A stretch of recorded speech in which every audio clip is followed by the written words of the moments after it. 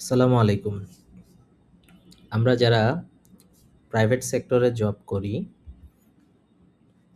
প্রতি মাসে বেতনের বিপরীতে অফিস থেকে একটা ট্যাক্স কেটে রাখে। তো এখানে আমরা অনেকেই কনফিউশনে থাকি যে অ্যাকচুয়ালি আমি যে টাকাটা প্রতি মাসে বেতন হিসেবে পাচ্ছি এবং আমার অফিস থেকে যে টাকাটা ট্যাক্স হিসেবে কাটছে, সে বিষয়টি ঠিক আছে কিনা? তো এই বিষয়টি আমরা কিভাবে বের করব? হুম? আপনি নিজেই কিন্তু যাচাই করে নিতে পারেন যে আপনি যে বেতন পাচ্ছেন এবং আপনার প্রতিষ্ঠান আপনার বেতনের এগেইনস্টে প্রতি মাসে যে টিডিএসটা কর্তন করছে, জমা দিচ্ছে, সেটা ঠিক আছে কিনা সেটা আপনি নিজেই ক্যালকুলেট করে নিতে পারেন। তো সেটা কিভাবে? আপনি দেখেন, এখানে আমরা একটা উদাহরণ রেখেছি যে জনাব রাশেদের প্রতি মাসে বেতন ১,৫৬,০০০ টাকা।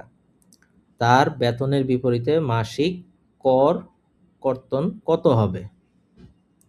তো এটা খুবই সিম্পল একটা সূত্র। সেটা হচ্ছে আমি ধরে নিলাম জানুয়ারি থেকে ডিসেম্বর পর্যন্ত আপনি ১,৫৬,০০০ টাকা বেতন পেয়েছেন।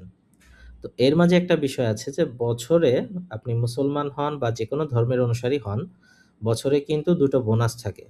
যেটা সাধারণ ক্ষেত্রে মেক্সিমাম অফিসেই ২ টা বোনাস সমপরিমাণ মানে ১ মাসের বেতন সমপরিমাণ হয়ে থাকে।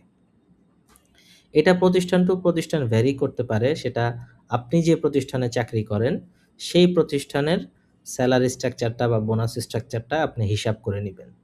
তো সাধারণত জেনারেলি ট্যাক্স ক্যালকুলেশনের ক্ষেত্রে, টিডিএস ক্যালকুলেশনের ক্ষেত্রে আমরা যখন আরেকজনকে বুঝাই, সেক্ষেত্রে আমরা এই সূত্রটা ফলো করি যে ১ মাসের মূল বেতন গুণ ১৩। এই ১৩ টা হচ্ছে ১২ মাস যোগ হচ্ছে ২ টা বোনাস। সেটা ২ টা বোনাসকে ১ করে ১২ সাথে ১ যোগ করে ১৩। তো এই ভদ্রলোকের মাসিক বেতনের পরিমাণ ১,৫৬,০০০ টাকা। আর ১৩ মাসে তাহলে তার মানে ১৩ দিয়ে গুণ দিয়ে ১২ মাস আর বোনাস সহ তার বাৎসরিক আসে ২০,২৮,০০০ টাকা। তো ট্যাক্সটা এখন কিভাবে কর্তন করব? তো ট্যাক্স কর্তন করার আগে আপনাকে মনে রাখতে হবে যে বেতন খাতের যে প্রাপ্তি, সে প্রাপ্তিটার ৩ ভাগের ১ অংশ অথবা সর্বোচ্চ ৫,০০,০০০ টাকা। এই ২ টার মধ্যে যেটা কম, ওই অঙ্কটা কিন্তু করমুক্ত।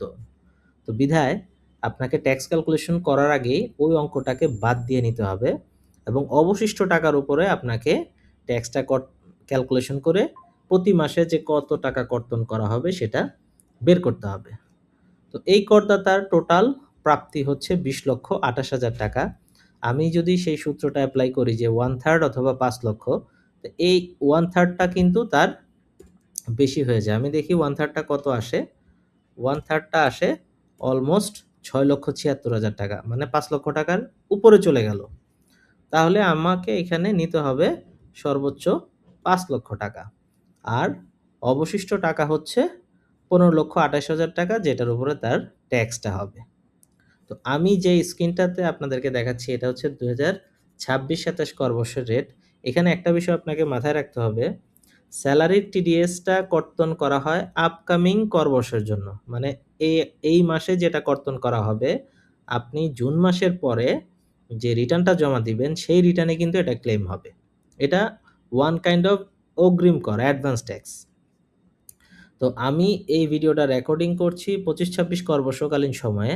তো আমাকে যেহেতু এই করদাতার রিটার্নটা আগামী বছর সাবমিট করতে হবে, অর্থাৎ আমি অগ্রিম কর কর্তন করছি, তাহলে আমি আগামী বছরের যে ট্যাক্স রেটটা আছে সেটাকে ফলো করছি। তো এই ১৫,২৮,০০০ টাকার এগেইনস্টে ২৬-২৭ কর বর্ষে যে ট্যাক্স আসে কত, সেই ট্যাক্স রেট অনুযায়ী একটা ব্যক্তি পুরুষ করদাতা যার বয়স ৬৫ বছরের নিচে, এই জাতীয় করদাতাকে দিয়ে আমি এক্সাম্পলটা দেখাচ্ছি। যদি এখানে মহিলা করদাতা হয় তাহলে মহিলা করদাতার রেট হবে, প্রতিবন্ধী বা মুক্তিযোদ্ধা হয় তাহলে তাদের রেট হবে। আমি একজন পুরুষ করদাতা যার বয়স ৬৫ র নিচে, তারটা দিয়ে আমি দেখাচ্ছি।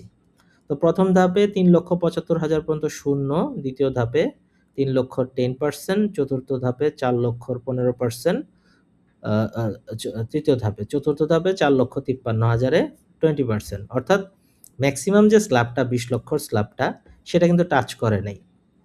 এই ৪ টা ধাপের মধ্যে আমার এই ট্যাক্সটা, ইনকামটা খেয়ে গেছে। তো এই করদাতার এই ইনকামের এগেইনস্টে ট্যাক্সটা আসলো কত? ১,৮০,০০০ ৳৬০০। এখন আমরা আরেকটা বিষয় জানি যে ট্যাক্স দেওয়ার ক্ষেত্রে একটা ছাড় পাওয়া যায়, সেটাকে রিবেট বলা হয়। তো রিবেটের যে সূত্রটা, যে ট্যাক্সেবল ইনকামের 10%, বিনিয়োগের 15% এবং সর্বোচ্চ ৳১০,০০,০০০। তো আমি তো জানি না আপনি কত বিনিয়োগ করলেন। তো আমাকে সাধারণত ধরে নিতে হবে 3% অথবা ১০,০০,০০০, এই ২ টা। তো আপনি আপনার ইনকাম যদি প্রতি মাসে ৳১,০০,০০,০০০ হয়, তাহলে অবশ্যই আপনি ১০,০০,০০০ দিয়ে ক্যালকুলেশন করবেন। তো সাধারণত বাংলাদেশে বেতন খাতে তো ৳১,০০,০০,০০০ ইনকাম তো কারো নাই। হুম? তো আমরা সেটা, আমাদেরকে নিতে হবে কি, টোটাল ট্যাক্সেবল ইনকামের ম্যাক্সিমাম 3%, এর বেশি যেহেতু আপনি পাবেন না, আর আপনি কত বিনিয়োগ করবেন এই বিষয়টাও যেহেতু অফিস জানে না, তো সে ক্যালকুলেশন করবে হচ্ছে আপনার টোটাল ট্যাক্সেবল ইনকামের 3%। তাহলে আপনার যে ৳১,৮০,৬০০ ট্যাক্স আসলো, সেখান থেকে এই ৳১৫,২৮,০০০ ট্যাক্সেবল ইনকামের ৩% আপনাকে বাদ দিতে হবে। ৳৪৫,৮৪০ আসে। এই ট্যাক্স থেকে রিবেটটা বাদ দেওয়ার পর যে অঙ্কটা আসবে, ৳১,৩৪,৭৬০ আসলো। এই অঙ্কটার উপরকে আপনাকে ১২ মাসে ভাগ করতে হবে। অর্থাৎ প্রথমে আপনি যে, আমি আবার রিভিউ করছি বিষয়টা, আপনি যে মাসিক যে বেতনটা পাবেন এটা ১৩ দিয়ে গুণ করবেন, এটা বোনাস সহ হিসাবটা করা হয়। সেই অঙ্কটা থেকে 1/3 বা ৫ লক্ষ যে সুবিধাটা আছে সেটা বাদ দেওয়ার পরে যে ট্যাক্সেবল ইনকামটা আসলো, প্রথমে ওটার ট্যাক্সটা পরিগণনা করে নিবেন নেক্সট ট্যাক্স ইয়ারের যে স্ল্যাব সেটা দিয়ে। এইটা দেওয়ার পর টোটাল ট্যাক্সেবল ইনকাম এর 3% আপনি ট্যাক্স থেকে বাদ দিবেন, রেয়াতের যে সূত্রটা থাকে। এই বছর রেয়াতের সূত্র এভাবে আছে, তাই এরকম। ভবিষ্যতে চেঞ্জ হলে আপনি সেভাবে পরিবর্তন করে নিবেন। তো ট্যাক্স থেকে রিবেটটা বাদ দিয়ে যে পরবর্তী যে ট্যাক্সটা আসবে, সেই ট্যাক্সটাকে আপনি ১২ দিয়ে ভাগ দিবেন। যেই অঙ্কটা আসবে এটাই প্রতি মাসে আপনি, আপনার অফিস টিডিএস হিসেবে কর্তন করবে। মানে আপনার বেতনের এগেইনস্ট এ কর্তন করবে। আশা করি বিষয়টা বুঝতে পেরেছেন। ধন্যবাদ।